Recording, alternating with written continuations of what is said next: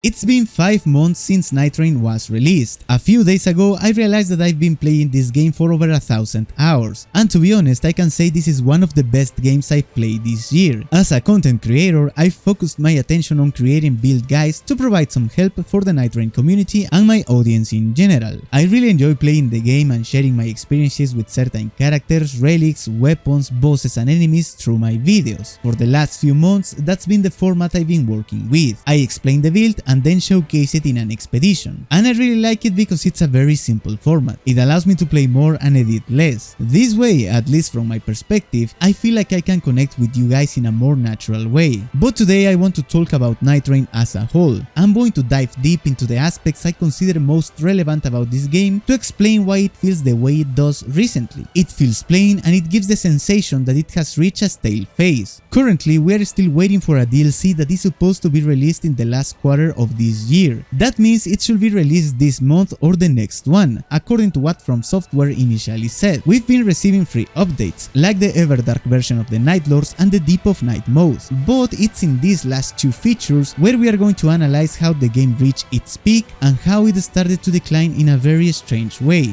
But to properly explain that part, we have to start from the beginning. Just as a quick heads up, I'm addressing this analysis from my personal experience with the game. We are not gonna try to systematically define if the game is good or bad based on some sort of indicators. I just want to talk about how I feel after dedicating a few hours to this game, and what are the things I consider good, which ones could be better, and what are my expectations for the upcoming DLC. We are going to open this video with the Nightreign's gameplay, because I believe this is the core of the game and the main reason why, despite its current situation, there is a lot of people playing the game right now. The main goal of the game is to complete an expedition of 3 days. Each day features a major boss fight once the time of exploration has finished, and in the final day you have to defeat the Night Lord, which you can consider as the final boss of the expedition. That is the simplest way to explain how the gameplay of Nightreign works. To complete one of these expeditions, you have to snowball your character. Each character features a very unique kit that could result helpfully in a wide variety of situations. You are going to start every expedition at level 1 and you have to be looking for different locations. At this point most of you guys know how this works. You are going to be clearing the starting camp first, then you are going to look for a fort or a mega church, then you're going to try to upgrade your weapon, and then you are going to the castle to farm the enemies you find there. That is going to be the easiest way to get your character to a decent level to fight a major boss fight. This is something that we can say pretty easily at this point, but when the game was new, each expedition felt very challenging. Even playing in the solo mode was harder. Right now I will say that the solo mode is significantly easier than the multiplayer,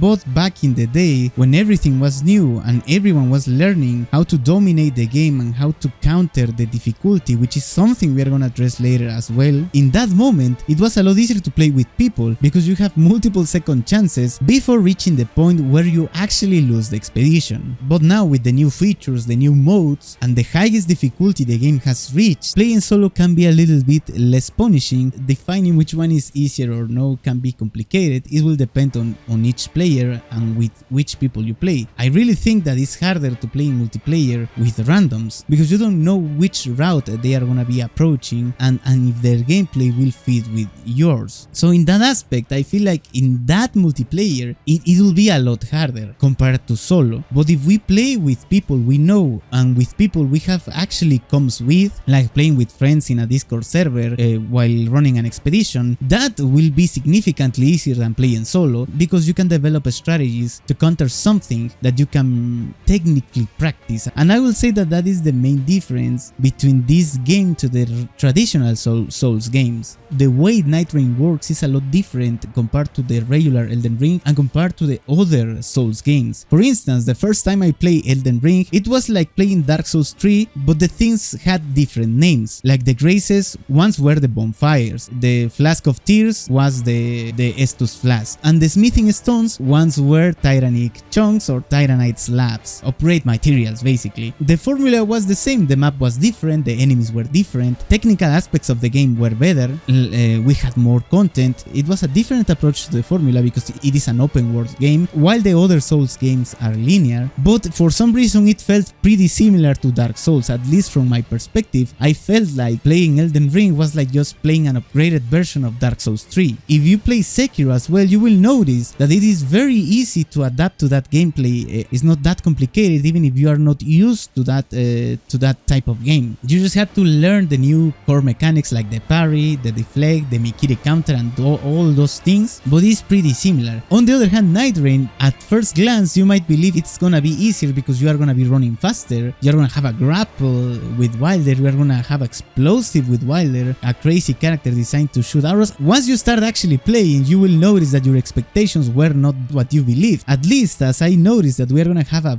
faster paced combat, I thought it was gonna be significantly easier than the regular Elden Ring, but then I realized the nature of this game and the main difference it has with the other Souls games. We can say that the main difference of the regular Elden Ring with Dark Souls and Demon Souls and Bloodborne is that it's an open world game. Take different routes and start the way you like, and you can break your character without even facing the first boss. But this game has main differences against the normal Elden Ring and against the other Souls games, because this has elements of open world. This combines elements of the Souls, like the combat, but with a faster pace, but it also combines the rogue elements, which is something I really struggle with this game, but it does it in a very slight way. For instance, the majority of these random type games will have bunch of maps, bunch of seats, like over 1,000, and this game only has a total of 40 maps per Nightlord. So we can say that we don't have as much variety as with other roguelite or roguelike games. However, I don't know about you guys, but this game is the first of this type of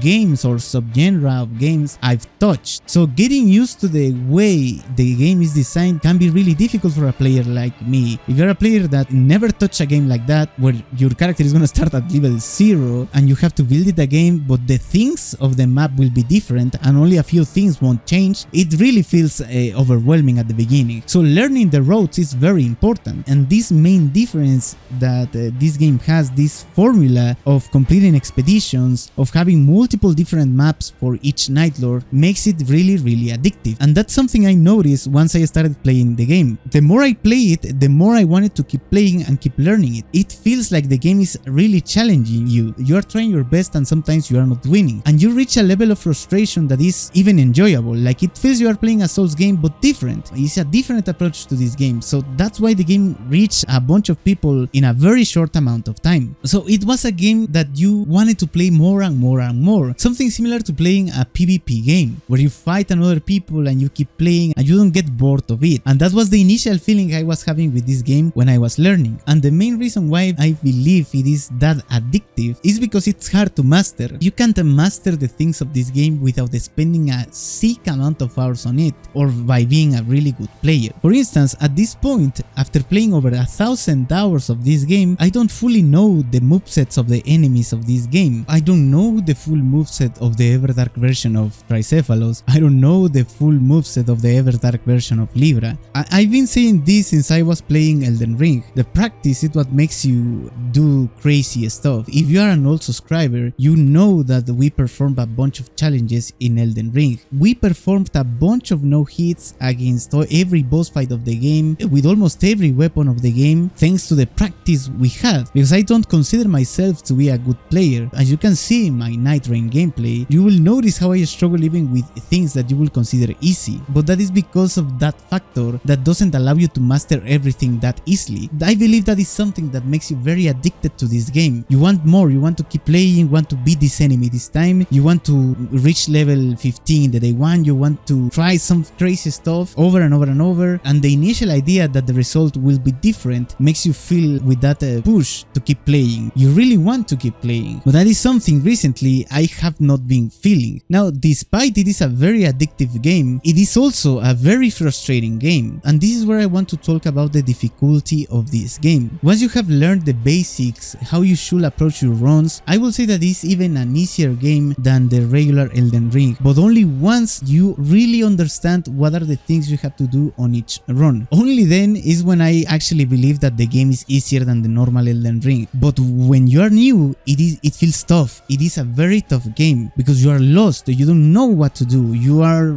thrown there in the map at level 1, so you will say, oh, I have this close location, boom, it's a cursed location, you have been invaded and destroyed in one shot. Oh, I can see an easy enemy from Elden Ring, I'm gonna go fight him, and you deal 0 damage on that guy, boom, death. Okay, it seems like this cave will grant me some cool stuff. Okay, an easy troll, boom, the troll one-shot you. or you upgraded your weapon and it doesn't even deal a decent amount of damage, and you're gonna feel like, what the hell is going on? Why I'm not being able to progress in this game? Why I'm not being able to complete the goals of this game? I feel like I am losing and losing and losing consistently. And for a new player, that is the average experience in this game. If you don't take the time to watch a guide on how to approach this game's gameplay, you will really struggle with most of it. And here I'm gonna start speaking a little bit about the Everdark update. Just a little bit, because we are talking about the difficulty of the game. Initially, when you start playing, as I just told you, it's very difficult. It's insanely difficult. But once you learn the basic, and once you have learned how to properly move across the map, once you get your first decent relics, once you get decent effects for your character, which fights to pick, which passive effects are good, how to fight tougher enemies, which fights definitely to avoid, which fights definitely take, and how to manage your time during the expedition, the game becomes very easy, but very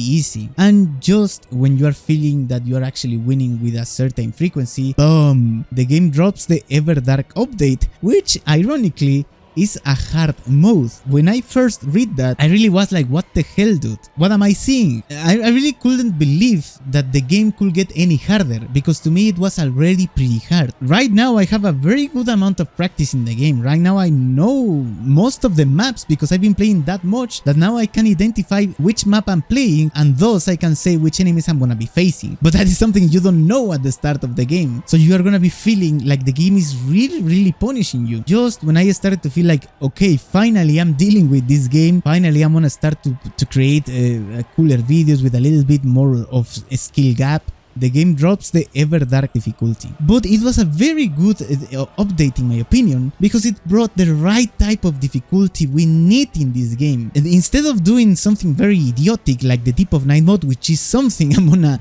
speak about it later, the Everdark update is insanely good, because we already had a base of what we are gonna be facing with the Everdarks. We struggled with the base versions of each Everdark boss, and now we're gonna have a new version of this same boss fight. So there are gonna be similarities, and the way they approach it brought a new type of difficulty, or a fresh type of difficulty. It makes more sense to say it that way. It was fresh, it felt attractive, it was new content, it was really exciting to think about it. So the difficulty was feeling like very good, and a very good point. Like, it's a very good challenge and it's worth taking it. But that starts getting messed up with the next part of this video. We are going to keep playing about this update, about the Everdark update, a little bit later, to give my full thoughts about the Deep of Night mode. But first, let's continue with the difficulty topic, incorporating the RNG as part of this game. The RNG is basically the randomness of the game. Are all those factors that you can't control at all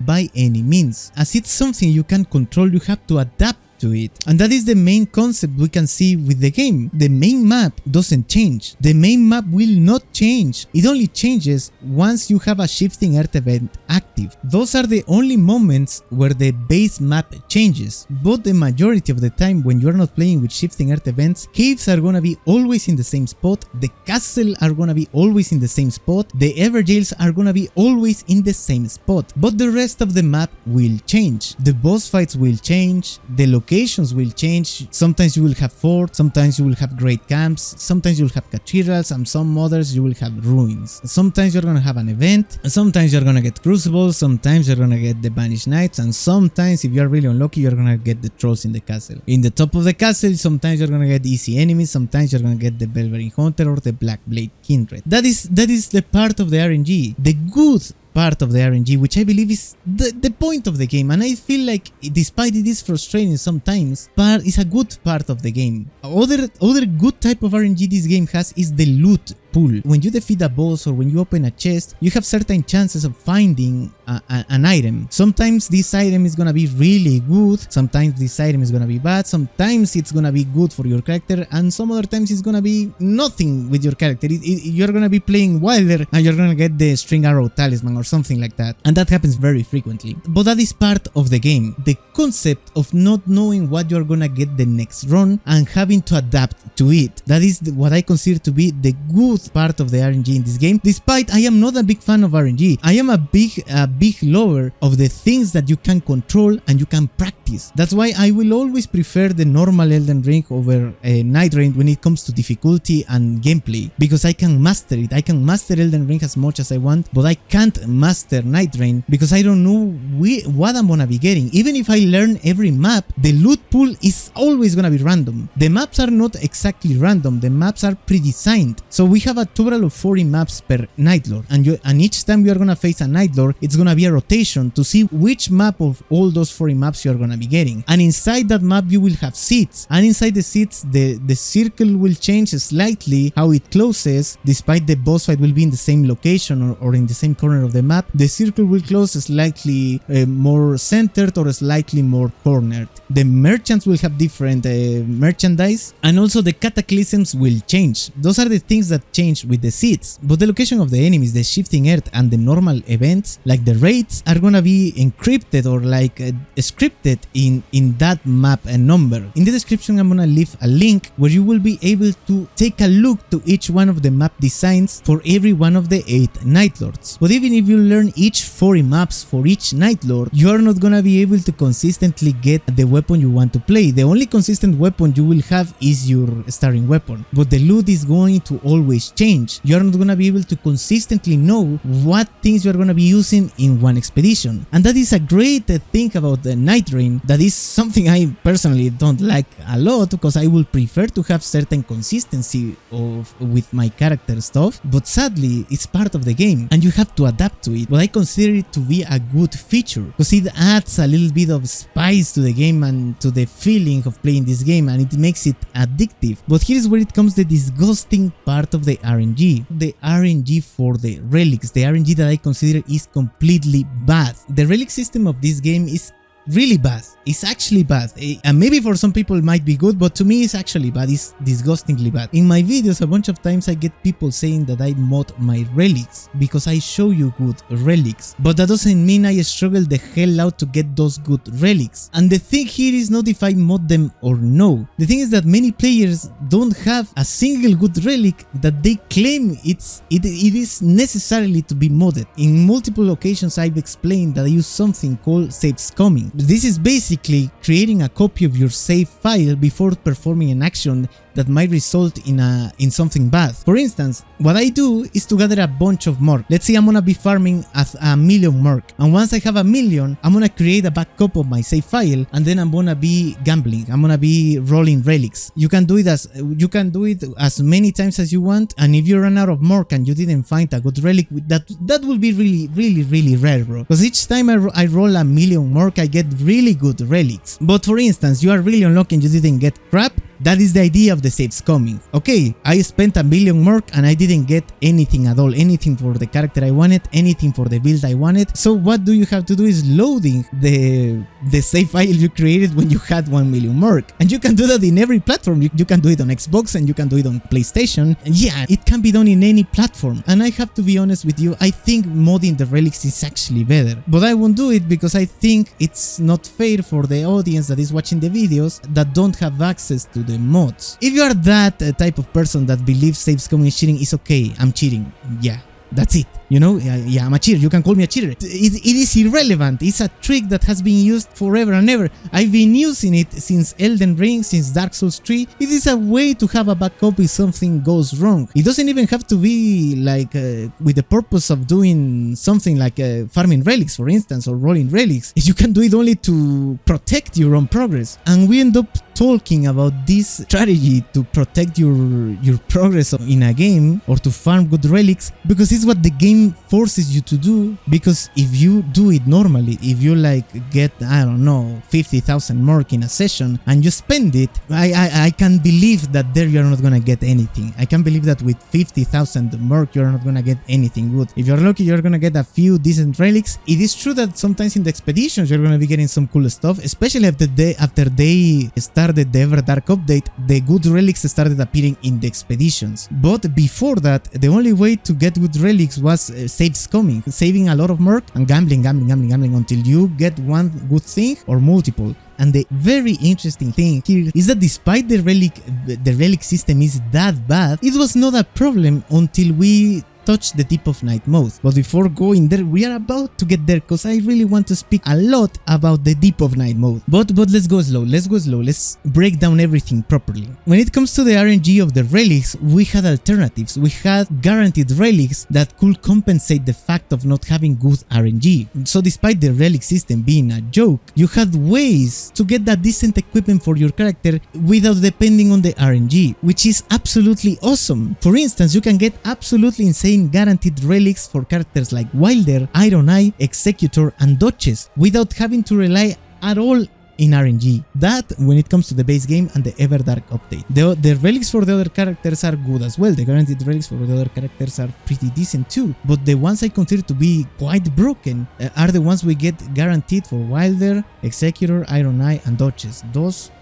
guaranteed relics are pretty good. In the description I will leave you a link to a video where I used a no RNG build to reach level 15 in the day 1 with Duchess. Without relying on RNG, that relic setup is fully guaranteed relics. So we had that. If we got good relics or no, it didn't matter because we had the backup of the no RNG relics. We still have it, and the problem is that it's not useful anymore, or not as useful as it used to be. And these guaranteed relics can be obtained by completing the side quests of each character. These quest lines are like missions you have to perform with each one of the 8 characters we have available. The missions are pretty simple. I recommend you to complete those tasks in solo, because that way you don't have to depend on finding other people completing the same quest. So that is the way you can get some decent relics with each character. You can also get other color combinations just by completing these tasks. But as you can see, that part of the game feels good. I remember when I was completing the quest lines, I was having fun. That part I do it as a gamer. I didn't do it as a content creator because I never been a guy that likes to showcase the common stuff, you know. I like to showcase something that you won't see in other channel. So I didn't decide to record myself completing the quest lines that everyone was gonna be completing by default. But that part, as a gamer, as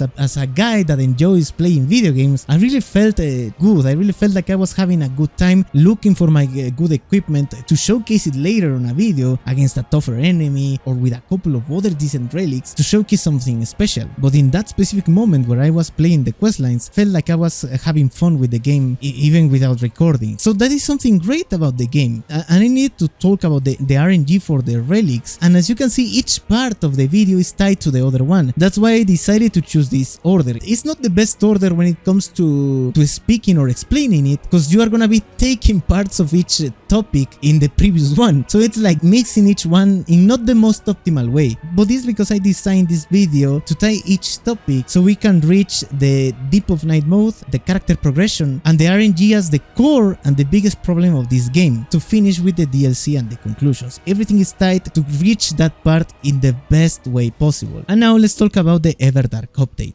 We had the quest lines as a way to obtain guaranteed relics, but we also have the small jar bazaar, and this existed since the game was released. There we can also find some good guaranteed relics, and I'm pretty sure some of you guys haven't bought all of them, but some of them are pretty useful if you are really struggling to get some good relics through RNG. But I decided to touch this part of the small jar bazaar right now because with the Everdark update, besides the new bosses, which is the core of this update, the fact that they are gonna be releasing new boss fights each week, I think that was the peak of the game. I think that point where they released the freaking gaping Joe Everdark version with all that freaking storm of lightning and tornadoes around was the best moment of the game to me. It was the boom of the game where everything was going really good. Then they started releasing the other bosses and stuff weekly. The Everdark Dark Rift Knight, the Everdark Libra, the Everdark whatever. Every single boss has the Everdark version. Each one of them were great, with the exception of the Everdark Ogre. That is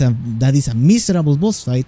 It is a miserable gimmick boss fight, but that is not important here. The Everdark update, it is one of the best moments of the game from my perspective. Despite the Everdark version of Ogre and Libra, despite those two guys, I still think that the Everdark update was the peak of Nightreign. With this update, they also released something incredibly good for this game, probably the best thing they could have added to this game. It was like an entire compensation for all the bad parts of the RNG. They incorporated the collector signboard. This is like the small jar bazaar, but it drives another currency. You can buy stuff in the collector signboard with Merc. In the Merc, you can use it in the small jar bazaar, and in the collector signboard, you can only use the sovereign sigils, which is a currency you can only obtain by defeating Everdarks. And this is like poetic, because in order to keep getting sovereign sigils, you have to keep fighting Everdark sovereigns, and that is like the perfect hook they created to be focused on the new bosses. And everyone was around it, everyone was watching bits about the Everdark bosses, everyone was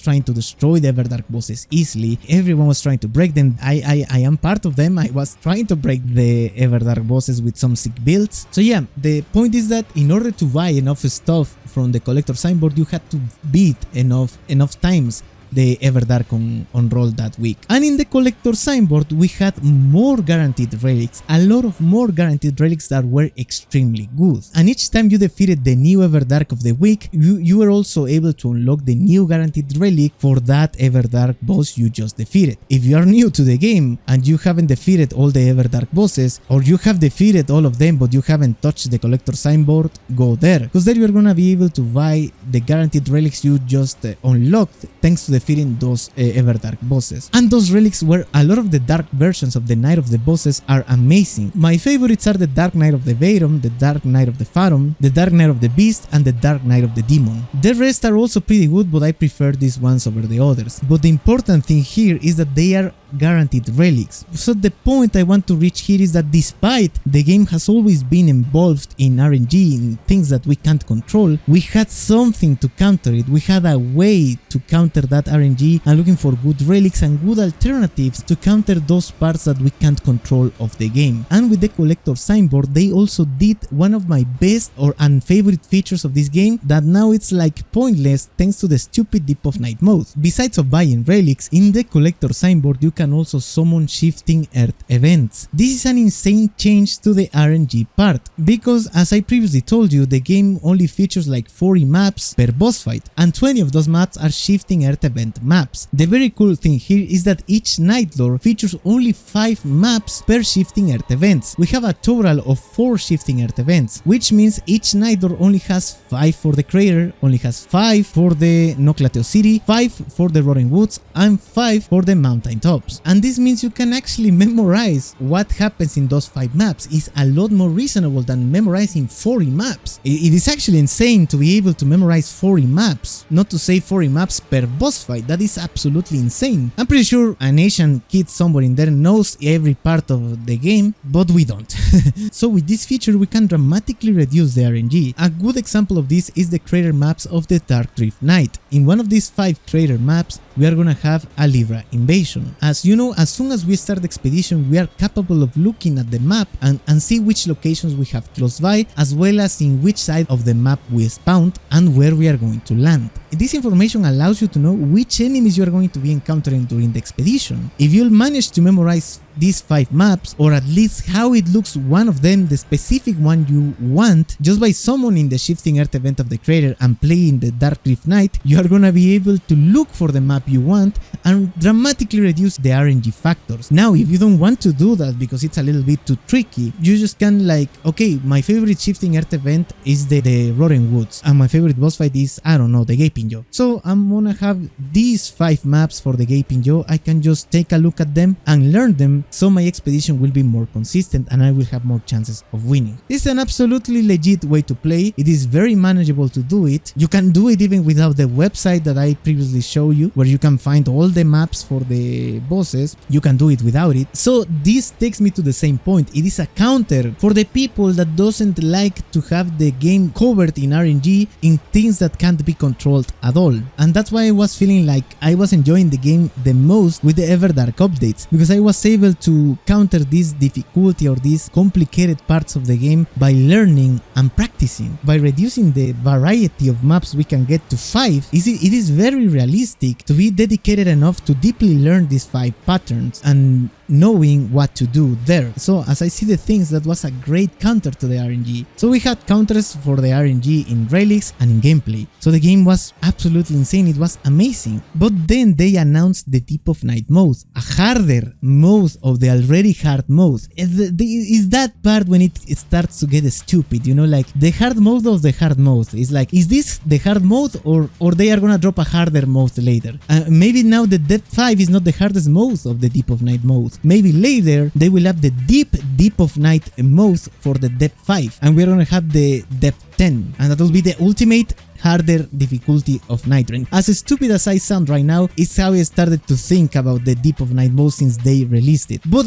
I'm not gonna be judging a book by its cover, so I was gonna play it. And here's where it comes the stupid part of the Deep of Night mode. The Deep of Night idea is amazing. They were trying to do something like the Chalices of Bloodborne. In the Chalices of Bloodborne, you're able to be fighting scenarios and going deeper, going deeper in layers. In those chalices, you can find good gems. The gems are like the relics of this game in Bloodborne back then. The relic system is like adapting the gems of Bloodborne to Nightreign, but in the worst way possible, you know, because the gems in Bloodborne are pretty decent, it's a pretty good system. By doing the chalices, you can get decent relics or depth gems that you can equip in your character and use it in your normal run. That is something you can do in Bloodborne. You go to a chalice, you farm a good gem, you equip it, and you are able to play it in the normal run. And that is something you can't do in this game, because they incorporated 3 more slots called depth relics. These 3 slots can only be fitted with depth relics, and the depth relics can't be used in the regular chalices. And if you want to play a normal Everdark expedition, you cannot use the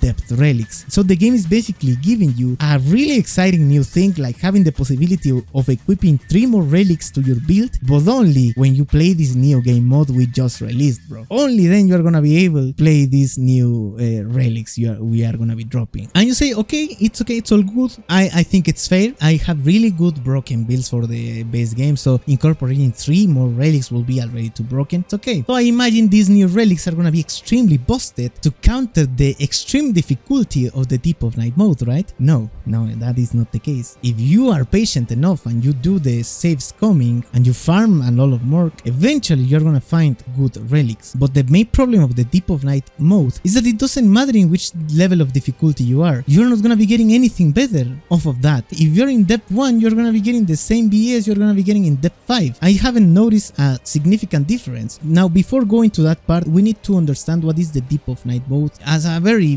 brief explanation, because we already know what it is. The Deep of Night mode is like the ranked version of this game, or they decided to address it like that, but that is a very stupid way to address it, honestly, because there is no leaderboard. The point of having a ranked system in a game, it doesn't matter if it's PvE or it's PvP, the point of having a ranked system is having a leaderboard, and in the leaderboard you're gonna be seeing the players that have reached the highest amount of RR, or I don't know how to call it, night points in this game, or depth points. ELO, basically, if you wanna call it like that, ELO. In this game mode, that doesn't exist. So the only thing that we have is like a progression in the difficulty. It's like similar to the Chalices of Bloodborne, but implemented in a very poor way. The main features of the Deep of Night mode is that now you cannot select the expedition you're gonna be fighting. The Deep of Night mode has a good concept, and that is what I was gonna be talking about before I kind of lost in the relics. The Deep of Night mode is like the core experience of Nightreign. It's like the full experience of Nightreign, because everything is gonna be random. You're not gonna be selecting the boss you're gonna be fighting, you are not gonna be able to know which map you're gonna be getting, and you are not gonna be able to summon any shifting earth event to counter the RNG of the Deep of Night mode. In a very simple way, we can say that is great, because it's a complete random experience, like the intended experience for Nightreign, of not having any idea of what you're gonna find in the expedition, making it completely random and making it as enjoyable as possible. And there is where it gets the problem. As enjoyable as possible, it gets difficult, but I'm not gonna blame on them. They really say that the Deep of Night mode was gonna be hard, and basically the more you win, the hardest the game gets. To reach the depth 3, you have to win a total of 10 games, if I'm not wrong, 5 for the depth 1 and 5 for the depth 2. For the depth 3 to reach depth 4, you have to win around 10 games, if I'm not wrong. 10, 12 games. And to reach depth 5 from depth 4, you have to win around 20 games, if I'm not wrong. It's a lot. It's really a lot, and it's freaking difficult, man. And here's where the things get interesting. The Deep of Night mode is very punishing, and it's very unfair in many aspects. Once you start playing it, you don't have any depth relics. You have to play it in order to get access to the depth relics. So you're gonna start playing your first match of the Deep of Night mode. You're gonna notice that some enemies are red, that they drop double runes. They might drop you a red weapon, which is a great version of that weapon, because it deals more damage and it has greater buffs, but it comes with a debuff. And the word debuff is what I hate the most of this mode. Once you jumped into your first game of the Deep of Night mode, you'll start noticing the red enemies, red boss fights. Maybe in the first depth you will not see a bunch of red enemies, but eventually you're gonna start seeing them, and you will notice that you are dealing 0 damage. Basically your damage is gonna be poo-poo. So this is bad, because now you don't know which map you are getting. You didn't select the Night Lord you're gonna be fighting, so you probably were not prepared for the fight you're gonna be taking, and now you're gonna be facing enemies that have a lot of more HP, which means you're gonna be taking more time to defeat them, which means getting to level 5 to have the higher chances of winning is gonna be even harder. Until that point, it's all okay. Now the problem is that I was expecting, for instance, that in the collector signboard we will have some guaranteed relics depending on the difficulties we will be reaching. For instance, okay, you're in depth 1, here you have these depth relics available for your characters. The only way to buy them is with sovereign sigils or with depth coins, something like that. But no, they didn't do that at all. The only thing they did is that they included a new scenic flatstone. Let's call it a deep scenic flatstone, which is basically the empty relic we roll to get some good relics. But they didn't add guaranteed relics. That is the problem. The only way to get depth relics is by playing the Deep of Night mode or spending Mork to roll this new scenic flatstone. And this stupid item has been the reason of one of my biggest frustrations recently, because you can get decent relics, but it's very expensive. It is really expensive. So, but betting 1 million Mork is gonna be triple fast than betting 1 million Mork for the regular relics. The 1 million Mork is gonna go fast as crazy with this deep scenic flatstone. Even if it's worth it, you're gonna be running out of resources quite fast. So you're gonna have to be farming once again a lot. The depth 1 and the depth 2 are pretty manageable. Pretty manageable even if your depth relics are not good. But once you are in depth 3, the things start getting serious. The first thing is that to reach the next depth, you have to win 10 games, not 5 like previously. You have to win 10 freaking games. And how much does a match of this game last? Around 35 to 40 minutes if you are fast. So to complete 10 games will take about 8 hours of consistent wins in order to reach the next difficulty, and that is other problem. If you lose the expedition, you're gonna be losing points. It's not about only grinding, it's about winning. Put an example, you are in depth 3 and you won 9 of your games, so you're 1 victory ahead to reach your next depth, and you have to face the freaking Everdark Libra in your rank up game. And as you're in depth 3 and you have decent relics, you don't have the worst of the world, but you don't have the best neither, you get your ass kicked. And you're gonna be losing like 400 points if I'm not wrong. It's gonna be a lot. It's not gonna be like you lose 200, you're gonna lose a lot. And if for some reason, if you are a very bad player like I am, and you lose in the day 1, you're gonna be losing 600, 400, it may vary, but you're gonna be losing a lot of points. And the frustration on that is something unexplainable to me. Come on, dude, what do you expect me to do with this character where I don't have good stuff to build it, something to counter this RNG, and you put me the freaking Royal Revenant in the day 1, or the Dual Knights Cavalry, or any boss fight that is cursed as hell that is almost impossible to defeat in the day 1, because that happens. You will have to grind hard, you will have to play a lot of time. With this update is where I stopped feeling like I was loving the game. From the start of the game, despite the difficulty and despite everything we have covered in this video, I was feeling in love with the game until the Deep of Night mode. The Deep of Night mode was really bad implemented. It was a great idea with a really horrible implementation. It was probably the worst thing I've seen in a From Software game. It was something I didn't expect to see in a game from this company. Even if it's free and no one is forcing you to play it, they kind of force you to play it, because now you have 3 slots to play with more relics, but the only place where you can use them is in the freaking Deep of Night mode. So you are forced to play it. I mean, you have to play it. If you tell this to any normal person, like to your father, your mom, your sister, your girlfriend, your friends, they will tell you you are actually not forced to play that. But if you tell it to another guy that plays another game or another dude that enjoys a video game, they will know that you are forced to play it. Okay, let's play a couple of games of the Deep of Night mode to see if we gather some good stuff, and we gather nothing. The only thing that we gather is stress to not lose the points we already gathered in an investment over 20 to 30 hours. As I told you, I've been playing this game for about 1,000 hours, but I'm pretty sure at least 400 hours are from this stupid game mode. You have no idea how much stress I felt the last month with this game mode, and I was starting feeling like really pressured, and I grinded 12 hours a day. It was absolutely insane. I was feeling like I was getting dragged by the game, like I was not keeping up with it. So my only option was getting better, something that has never been harder to me, because to get good in Elden Ring, let's say you're struggling with Malenia,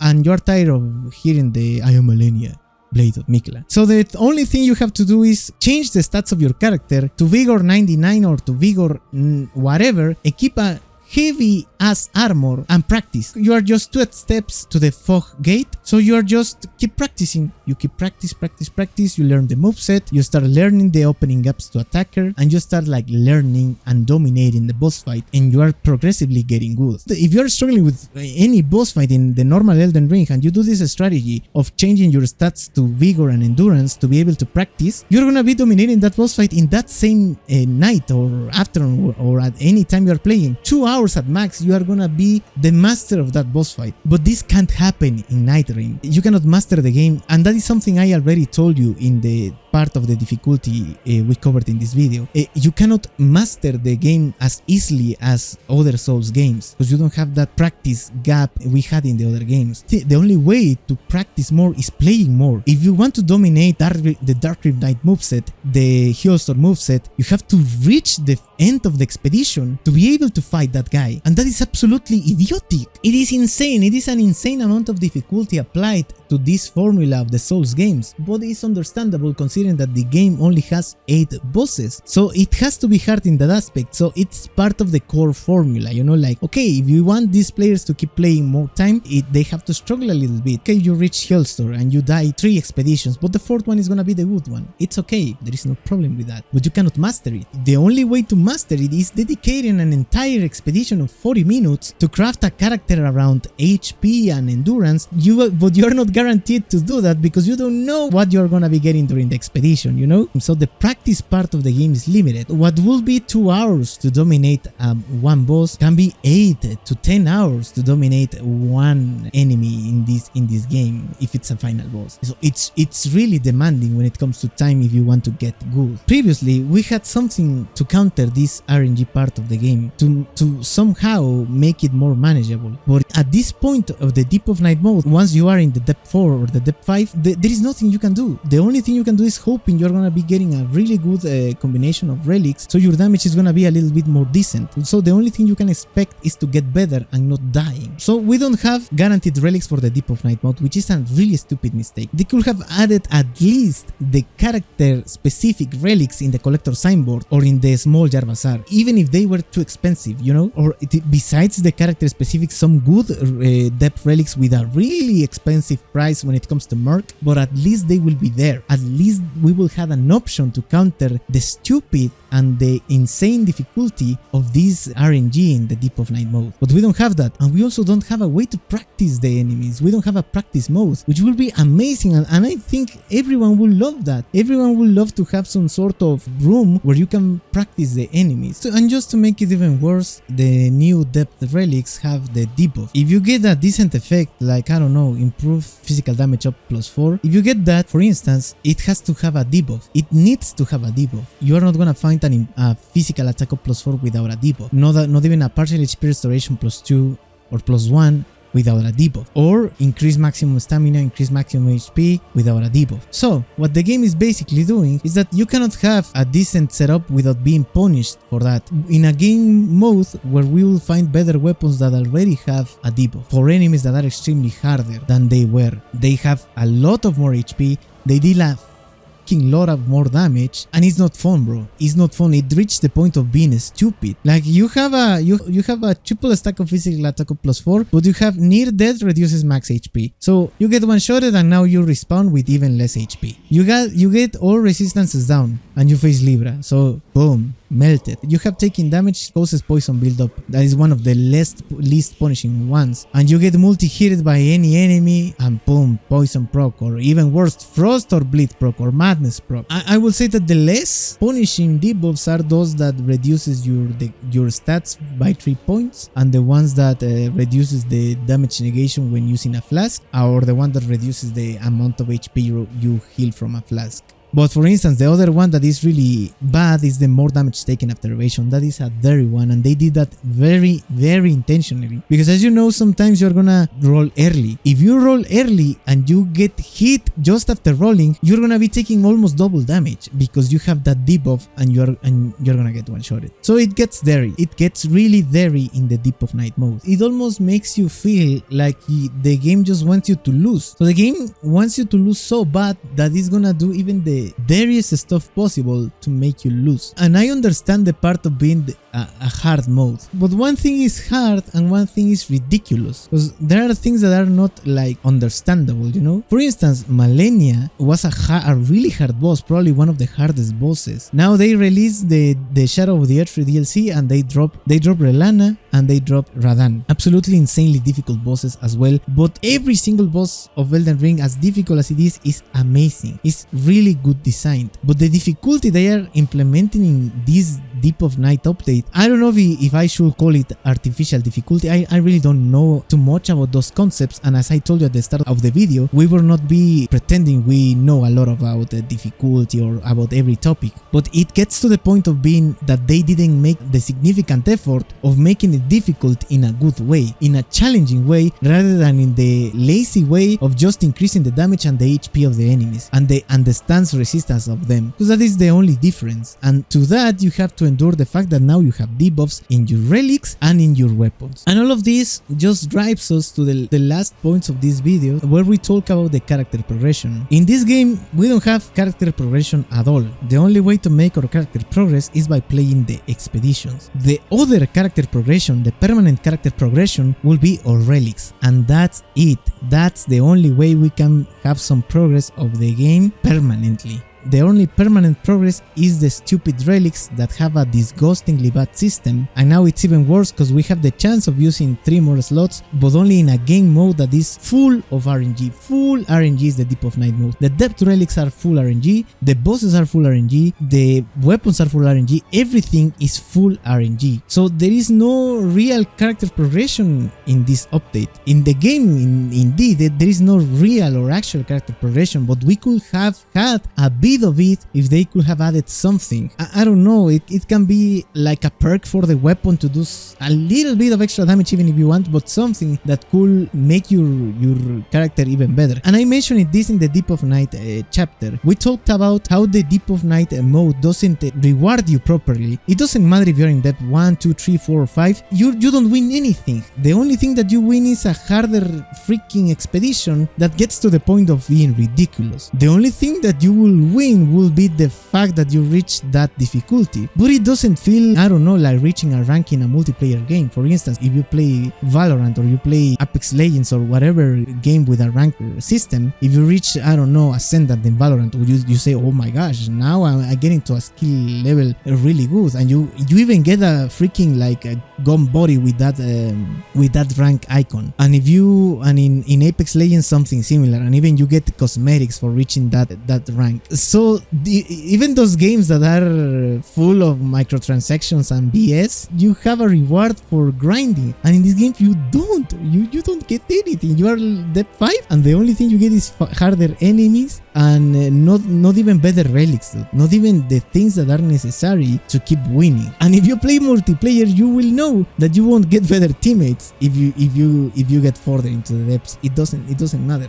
We don't have character progression, and that kills the game. That is what has this game in this sad situation where the player count is is not that great. It is not that great. You can say that it's decent, you can say that it's not that bad. It is actually not that great for an Elden Ring spin-off game. It is not that great. The normal Elden Ring has more people playing it right now. It's currently a 3-year-old game. In a few more months, it's gonna be a 4-year-old game, and this game is 5 months old, and right now it has less players than the normal Elden Ring. That is a really bad thing, man. Once again, I am not an expert when it comes to those things, but I think that a game that is 5 months old having less players than a game that is 4 years old is not that great. Now let's talk about the RNG as the core and the biggest problem of this game. This is gonna be a very brief thing to just reviewing all the things we already covered. As you know, the game has RNG on its nature, and it doesn't have to be necessarily bad as long as it can be managed in a certain way. The RNG doesn't have to be a bad thing, but the way the relics, the rewards, the Deep of Night mode, and the last things they have done with the RNG, it is actually a problem, and it is making the game, I don't want to say boring, because I still enjoy it, but it's getting like please do something, because otherwise I'm gonna drop this crap, you know? Like, please drop me even a skin, dude, a fucking skin. God, man, they didn't even add more skins, bro. What is their problem? You get me? You get, I know you get me, bro. What is the problem of these people? They are not adding a skin with the Deep of Night mode. That will be, look at that, look, think about it a little bit. It will be great to have skins as the reward of reaching higher difficulties, even if they are the stupid armor sets that we already know, bro. It is something so freaking easy. Modders can do that, bro. I remember that in Elden Ring you could use of certain armor sets and have the look of one character, of one movie, or one anime or something, bro. But in this game, they could have done that to make the Deep of Night mode more interesting. Like, if you reach depth 5, you are gonna be taking this sweet Abyss Watcher's skin for your Wilder. And the freaking Wilder has the attack of the Abyss Watchers, man. Or you are gonna be getting this bad, even those stupid crappy stuff that the other games do. That will be a way to make this game more interesting for a little bit more of time while they prepare the DLC, which is the last topic of this video. The thing with the DLC is that we can have some expectations. Every time they release a DLC, the game gets significantly better. I'm pretty sure that Elden Ring, the normal Elden Ring, will be dead by now if it wasn't for Shadow of the Erdtree. Shadow of the Erdtree is like Elden Ring 2 grafted in the freaking normal game. It is insane. Shadow of the Erdtree is another game, and combined with the Elden Ring already is just huge. You could be playing like 100 hours to finish that, man. Just to finish that massive thing, bro. Even more, I will dare to say that even more. It is an absolute masterpiece, bro. In the same way with Dark Souls 3. Dark Souls 3 base game is decent, is great, but once you incorporate the painted world of Ariandel and the ringed city, it's another game, dude. And with Dark Souls 2, with Dark Souls 1, it is the same. The only game where they didn't add a DLC, which I believe it doesn't need it, is Sekiro. I think Sekiro is great as it is. It doesn't need a DLC. It will be great if they craft a DLC for that game, but it is not necessary, you know? But what I am seeing right now is that this game desperately needs a DLC and some quality of life updates. And I am saying it from my ignorant perspective when it comes to this type of games that require constant updates. I think the constant part is being missing recently, bro. That constant part is not there, you know? They are missing that little spark there, man. So what are my expectations for the DLC? I only can think, I don't want to be like that ambitious. I just hope they add some sort of another base map or 2 other base maps, like having a different base layout without depending on shifting earth events, or another map, okay, another map, only another map, but with other shifting earth events as well. That is one of my expectations. The next one will be another Nightfire. If they add 2 more Nightfires, awesome, bro. It will be great. Reworks for the already not that powerful Nightfires. Guardian needs a rework. Revenant needs a rework. More than a rework, they need a buff. The next thing needs to be necessary. We need at least 2 more Night Lords. And I'm being like very freaking generous by saying 2. If we get only 2, I will be like, okay, I'm gonna take it, but I feel a little bit like no, like you could have done better, you know? Like 2 more bosses is like too little for From Software. The freaking Shadow of the Erdtree DLC incorporates incorporated like 20 more boss fights if I'm not wrong. It was insane, bro. It was insane. I mean, 2 major boss fights, 2 Night Lord boss fights, and more boss fights as night bosses, more variety of enemies. It doesn't matter if they are recycled from the previous games. It doesn't actually matter. More variety, even a Sekiro incorporation there of the, I don't know, bro, something to make the game more interesting, and definitely a freaking rework for the Deep of Night mode, a way to make that mode more interesting, or some sort of way to craft all the relics we need, some sort of way to punish the bad RNG, you know? Part of the Deep of Night mode that makes you play any boss fight you get and any map you get is great, is good. It is okay, it doesn't matter. It is part of the idea of making it harder, but make sense to grind for the highest difficulty, because if you don't give a reason to do it, honestly, there is no reason to do it unless you are a content creator. I did it once just to create content about it, but it was not enjoyable, and I ended up dropping myself to the lower depth to feel a little bit of relief, because each game I played was a nightmare. It was not enjoyable anymore. And that will be my expectations for the DLC. Let me know in the comment section what will be your expectations from the DLC. What do you think of the topics I touched? Remember that this is just my opinion, that this is just how I feel. As I said at the start of the video, just the things I consider to be good and the things I consider can be significantly better. And as a conclusion, I would like to say that this game is awesome. It is one of the best games I've played this year, but it really needs updates. It really needs fixes to give the player a little bit of more space, you know, like more possibilities on this game. They need to do something to keep the player base more active, to keep the interest high on the game, because right now many people is not interested in this game, and that will be my conclusion. We don't have to be sad. The game is about to get a DLC, so that is awesome, but we have to be aware of the things that they are not doing well, and we need to let them know, to somehow let them know in a very educated and polite way, to say these things are not that well. I don't think this is great. I think you should fix this, you know, or I think this can be better this way. I think when it comes to this part, the community is great. When it comes to saying I don't like this thing, I think it could be better this way, I think the community is great there. So let me know in the comment section what will be your opinion about the topics we covered in this video, and let me know what are your expectations for the DLC. With that being said, I hope you have an amazing day, guys. Don't forget to leave a like and subscribe for more Elden Ring videos. My name is Carlos, and I'll see you in the next one.